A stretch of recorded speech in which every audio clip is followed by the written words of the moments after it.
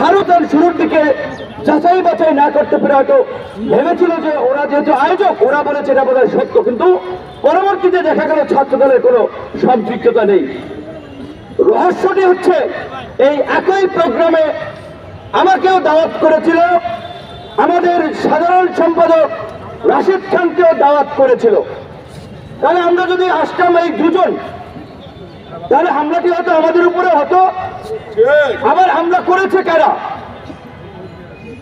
এই আন্দোলনে নাকি তারা আহত হয়েছে। এখন আন্দোলনে আহত হয়েছে নাকি অন্য কোনো অপকর্ম করতে গিয়ে আহত হয়েছে সেটি আমরা জানি না, কারণ এখন তো বিপ্লবের ঝান্ডাদারি অনেককে দেখা যায়, বিপ্লবের দোকানদার, বিপ্লবের দোকান। অথচ এই 5ই আগস্টের পূর্বে এই বৈভর সংগঠন এবং এই সমস্ত ব্যক্তি, এদের খবর ছিল না। তো এটা আমাদের জন্য অশনি সংকেত যে বিপ্লবের ব্যানার নিয়ে নব্য বিপ্লবী দোকানদার দাঁড়িয়ে যাচ্ছে আর নতুন নতুন দোকান খুলছে। সাংবাদিক ভাইদেরকে বলতে চাই, সোশ্যাল মিডিয়া